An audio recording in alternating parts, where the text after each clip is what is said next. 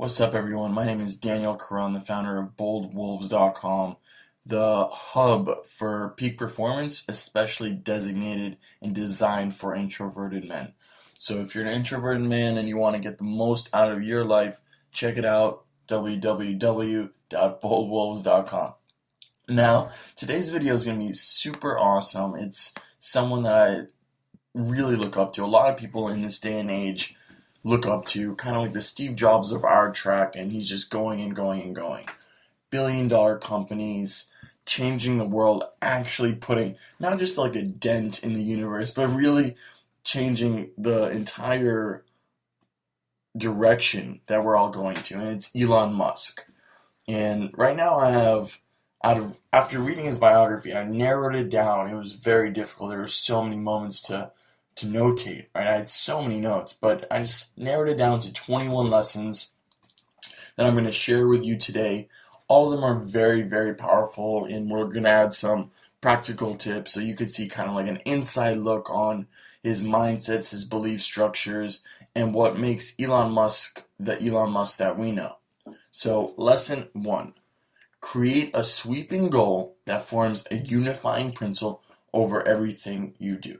So this is what Elon Musk does. He has a vision. He has a clear vision and goal that connects his 3 companies into like this one achieving goal. So employees at all of his 3 companies are well aware of this and well aware of what they're trying to achieve. They understand that they're trying to achieve the impossible day in and day out. When Musk sets these unrealistic goals, so to say, verbally abuses his employees, works them to the bone, it's understood to be, on some level, part of the mission to Mars agenda. So everything that happens, everything that he does, everything that he says is connected to his clear vision and making that vision into a reality. Lesson number 2, Musk on dating. This is kind of like a funny lesson, but just to get a quick glimpse into, and I'm sure he was joking when he said this, but just a quick glimpse into how he thinks. So when he was asked about dating, he said that, I would like to allocate more time to dating though. I need to find a girlfriend. That's why I need to carve out just a little more time. I think maybe even another 5 to 10. How much time does a woman want a week? Maybe 10 hours? That's the kind of minimum? I don't know. So he really was clueless, and I'm sure, just coming from a physics background, that's the way he just saw this answer to be answered. However, and it was probably said in a joking manner. Another thing about his dating from the book that was really, really funny was when he first met Christy, his first wife, and he met her at a nightclub. So it was like a nightclub, very early, like 1, 2 a.m., let's say, and it was his first conversation with her. And his first question that he asks is, what do you think about electric cars at a nightclub? And then they had lunch the next day, right? So it worked. So they had lunch the next day. They went to this modern art gallery. Then went back to Musk's hotel room. When Musk told Riley, his wife, his first wife, who was actually a virgin at that time, that he wanted to show her his rockets, she was skeptical. But he actually just went up to his room and showed her his rocket videos.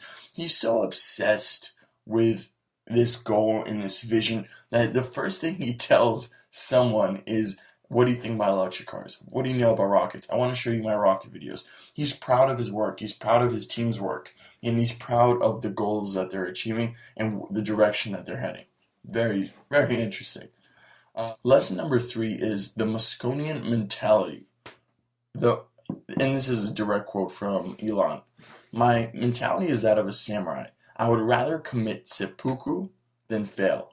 And seppuku is when they kind of take a knife and they put it into their stomach, and it's a suicide, right? Anyone else would have quit or walked up their bike. As I watched him climb that final 100 feet, suffering all over his face, I thought, that's Elon. Do or die, but don't give up. That's a quote about Elon Musk, and everyone that knows him could relate to this quote, because do or die, he's not going to give up. It's either he's going to die or he's going to do it. So that type of mentality, it's either I'm going to die or I'm going to achieve my goals and find a way to make it a reality. When you're thinking like that, you're going to be successful. So how could we apply this on a day-to-day basis? Maybe do some journaling regarding this. What would I do if I knew I couldn't fail? Lesson number 4 is, as a child, Elon Musk was scared of light. And what do most, this is not like a rare disease or anything. As a kid, maybe you're scared of the dark. You're like, oh, what's that? Maybe it's the Cookie Monsters or whatnot. And his mentality, his mindset when it came to being scared of the dark was different than pretty much every other kid. And this is what it says in the book. He looked at it from a different perspective. He always looked at things analytically, because he realized, I'm scared of the dark. Wait a minute, what is dark? Dark is merely the absence of light. He looked at it from an analytical perspective, and he's like, oh, it's that darkness, a dark room, merely means that there is no light, and then he no longer became afraid of it. So what if we could apply this to our life? Like, what could we kind of break down into manageable pieces and look at it analytically to see if what we fear is actually reality or if it's just like a mental construct? Lesson number 5. The power of environment. So you think that who does a billionaire and a life-changing creator like Elon Musk hang out with? And he fills his day with the people known as the PayPal Mafia, the super bright employees of his PayPal days when he was the CEO. And now they're pretty much the ruling class of Silicon Valley, and Elon Musk is leading the pack. So he surrounds himself with other billion-dollar executives and CEOs and game changers, and that's who he hangs out with. So just another reminder of the importance of environmental exposure. You're the average of the 5 people that you hang out with the most. Elon Musk knows this and hangs out with billionaire geniuses. Lesson number 6. When Musk said to Justine, I'm the alpha in this relationship. He said this while they were dancing, and I think it was at the wedding. He said, I'm the alpha in this relationship. And I was taken aback a little bit, and it's funny to insert into the book. But what I took from this is he was setting expectations. He was setting boundaries. He was understanding the dynamics and setting them from the very start. He was setting the frame.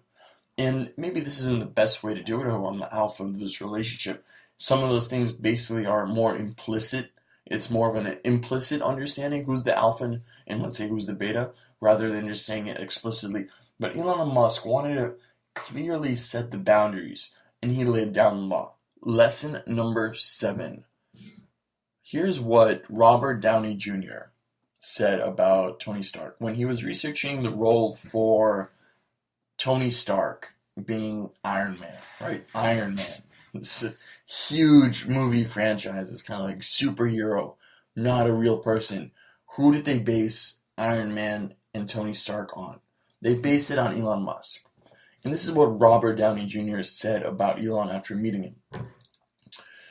Both Musk and Stark were the type of men, according to Downey, who had seized an idea to live by and something to dedicate themselves to, and were not going to waste a moment.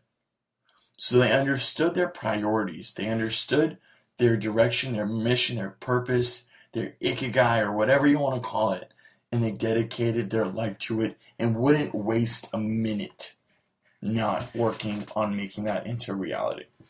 Lesson number 8. In one interview, Musk calculated that his life had become 10% playboy and 90% engineering. Part playboy, part space cowboy, element of mystery, weird name, willingness to spend vast sums on spaceships, electronic cars, daring, being flamboyant, audacious. These are just some words that describe Elon Musk. And he surrounds himself in this kind of like shroud of mystery, which makes him even more magnetic and even more captivating. So we can do this also on a minor scale in our own social circles until we want to kind of expand that, or even on a massive scale, but in our own circle. Surround yourself in kind of like, especially for introverted men, surround yourself in kind of like this shroud of mystery, which will get people to put all these labels on you, but they don't really know the real you. So Do these kind of crazy things every now and then, but have them be calculated like Elon Musk does to kind of create this aura of invincibility. We'll go into this topic in depth very, very soon. How to create mystery surrounding yourself. Lesson number 9, excuse me. Always take responsibility. And again, we see the same lessons on and on and on as we continue to dissect these great men, right? Always take responsibility. He always shielded his employees from the gravity of his financial situation by encouraging them to do their best work. He never blamed or took out anger on other people. So when the rocket, the first SpaceX rocket and the second SpaceX rocket didn't make it, right? They both failed. And the media, the investors, the board of directors, the entire world went down on Elon Musk's neck. Like, how could you fail this and this? He didn't blame his engineers. He didn't blame the team or anyone at SpaceX. He didn't fire anyone. He didn't do anything. He took complete responsibility and realigned, adjusted, and continued on the path. Always take responsibility for yourself and for your team. Lesson number 10. Fuck ego. He said, I will spend my last dollar on these companies. If we have to move into Justine's parents' basement, we'll do it. Again, this is the Muskonian mentality. This is why we're making a video about him today. If I will spend my last dollar on these companies, if we have to move into Justine's parents' basement, we'll do it. Wow. Lesson number 11. His leadership style was very, very simple, and we could apply this to self-leadership and leadership of others. His entire philosophy on this was to get all the blocks out of people's ways. He consistently asked, what do you need? And employees were asked to write an essay for Musk about why they want to work for SpaceX. You know, the actual sales pitch for employees was SpaceX equals special forces. So first of all, they create this kind of like aura and label around the employees that like they're the elite of the elite. It's us versus them. That's the first part of his leadership style. And the second part is, what is getting in the way of you creating your best work? And you're like, oh, well, you know, if X, Y, and Z, if that is out of my way, all I'll be able to do is do deep work and focus on what I need to get done. He'll make sure that X, Y, and Z gets out of your way. So apply this to ourselves. Like, what's getting in the way of you being your most productive and having 10 out of 10 days? Is it social media? Is it distractions? Is it in your environment? Is it your friends? Is it your cell phone? Is it calls, emails? Find out what's stopping you from creating your best work and eliminate it, at least for part of your day. Lesson number 12. His vision is so clear, he almost hypnotizes you. He gives you the crazy eye, and it's like, yes, we can go to Mars. Holy shit.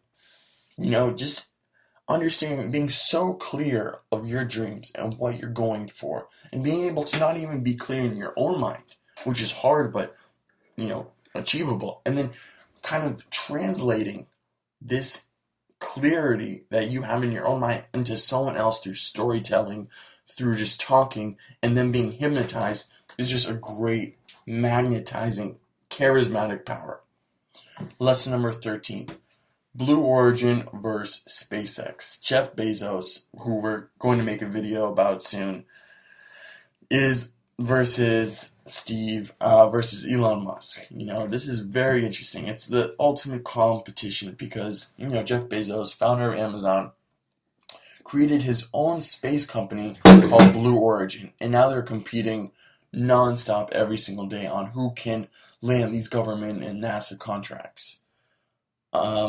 This competition fuels innovation, and it's the reason why a lot of people like capitalism, right? It's because of this competition between these two companies, these two mega billionaire geniuses, who can get to Mars first.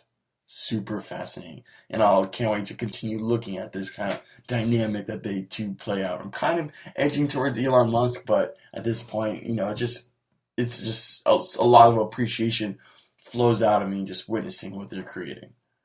Lesson number 14, a questionnaire. At first, he thought he was gonna Kevin Brogan, someone that was an expert who now pretty sure works at SpaceX, one of the early engineers of SpaceX, yes.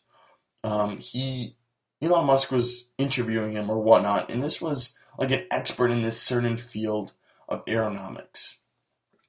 And when they met, Elon Musk was challenging him and asking him a bunch of questions.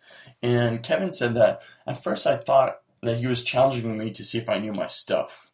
But then I realized he was trying to learn things. He would quiz you until he learned 90% of what you knew. And this is a trait of JFK as well, which we'll dive into in the next video. But he would always be asking questions and learning. This is not about, I want to make sure other people know that I'm smart. It's that I know I'm a person of value. I know that I'm smart enough, and I want to learn what they know. So he would learn 90% and ask really probing, deep questions until he knew 90% of what they know, and then he would continue on from there. Very smart. We could apply this to anything. Lesson number 16, his decision-making ability. One of the greatest gifts, and it's not even a gift or a talent, but the greatest ability that Elon Musk has is the ability to make enormous decisions very quickly. The power of decisive action. This allows him to be just consistently moving forward and making his dreams a reality. The consistent forward motion based on the lack of time of just thinking it over. Just makes immediate decisions. Very interesting. Lesson number 17. Turning Tesla into a lifestyle. Instead of just making a company or a brand, this is the quote. I'm just going to let it speak for me. I did not just sell someone a car. Tesla sold them an image, a feeling they were tapping into the future, a relationship. Apple did the same thing decades ago with the Mac, and then again with the iPod and the iPhone.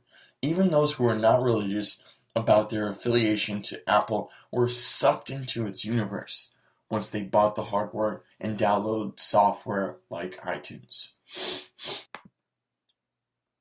This is super fascinating, and Simon Sinek, the author of Lead with Why, really goes deep into this of why certain companies and why certain people are just so magnetizing. Why is the most important thing? It's not just here's a product that plays music. It's the why behind it. It's the design.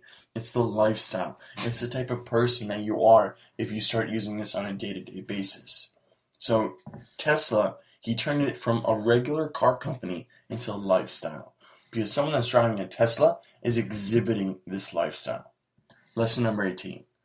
Even in social settings, Musk might get up from the dinner table without a word of explanation to head outside and look at the stars simply because he's not willing to suffer fools or small talk. This is, I think, one of my favorite lessons, if not my favorite lesson. He doesn't give a fuck about social grace or what other people are going to think about him. If he thinks that people are just small talking about weather or trivial, minute information, he's like, okay, goodbye, I'm done with this conversation, and goes outside and thinks about what he wants. That's how valuable Elon Musk's time is. Lesson number 19. Artificial suffering. It bothers Musk a bit that his kids won't suffer like he did. He feels like that suffering helped to make him the person that he is today, and it gave him extra reserves of strength and will. So he asks, how could you create artificial adversity? How do you do that? This idea of creating artificial suffering is super interesting to me, and it's something that I've been really experimenting with, and I do believe that there are some ways to create artificial suffering in our lives that will help us further exponentially grow our character, our will, our strength, our inner reserve to a much higher degree. And this is something I'm going to write a lot about, and it's deeply ingrained in the Bold Wolves philosophy of seeing suffering as growth and seeing our main problems as opportunities for our greatest happiness.